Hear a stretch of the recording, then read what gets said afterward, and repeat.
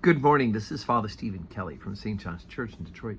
And we're continuing our series of daily and morning meditations, where we generally look at one or another of the lessons that are assigned for morning or evening prayer, what is known as the Daily Office Lectionary. Today for Wednesday, let's take a look at the lesson that's assigned for evening prayer from the book of Daniel. Now we know that Daniel, at this point of the story, we're in the 6th chapter, this point of the story, Daniel has been appointed one of the 3 presidents of the country under Darius the king, and then there's a bunch of princes underneath them, but he has more power than the other 2, and so they've devised a scheme to do away with Daniel, and they did it by getting the king to decree that for 30 days people could only make intercession, only make prayers to him as a deity, and not to anyone else, knowing of course that Daniel will in fact not have anything to do with that. He'll continue to pray to the living God.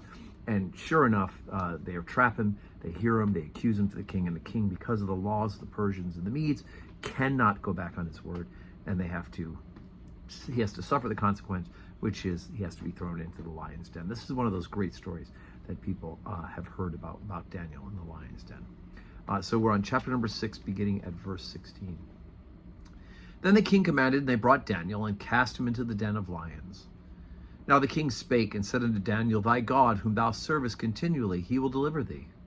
And a stone was brought and laid upon the mouth of the den, and the king sealed it with his own signet and with the signet of his lords, that the purpose might not be changed concerning Daniel. Then the king went to his place and passed the night fasting. Neither were instruments of music brought before him, and his sleep went from him. Then a king arose very early in the morning and went in haste into the den of lions. And when he came to the den, he cried with a lamentable voice unto Daniel. And the king spake and said to Daniel, O Daniel, servant of the living God, is thy God, whom thou servest continually, able to deliver thee from the lions? Then said Daniel unto the king, O king, live forever. My God hath sent his angel, and hath shut the lions' mouths, that they have not hurt me. For as much as before him innocency was found in me, and also before thee, O king, have I done no hurt. Then was the king exceeding glad for him, and commanded that they should take Daniel up out of the den. So Daniel was taken up out of the den, and no manner of hurt was found upon him, because he believed in his God. Then King Darius wrote unto all the people, nations and languages that dwell on the earth, Peace be multiplied unto you. I make a decree that in every dominion of my kingdom men tremble and fear before the God of Daniel, for he is the living God, and steadfast forever, and his kingdom that which shall not be destroyed, and his dominion shall be even unto the end.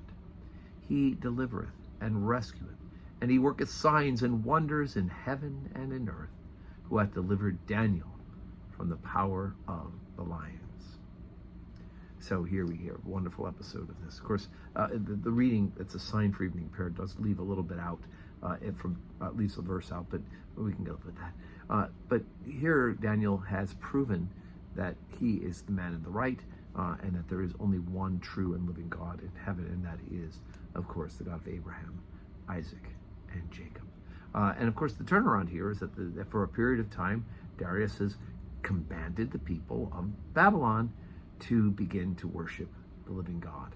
Now, of course, what they don't do is tell people to abandon the other gods, and of course, eventually they will turn back into their idolatry.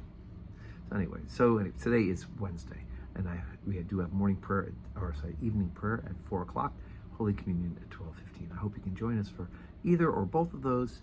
Can join us in person or on the live stream. Either way, I hope that you will have a wonderful Wednesday that is full of blessings.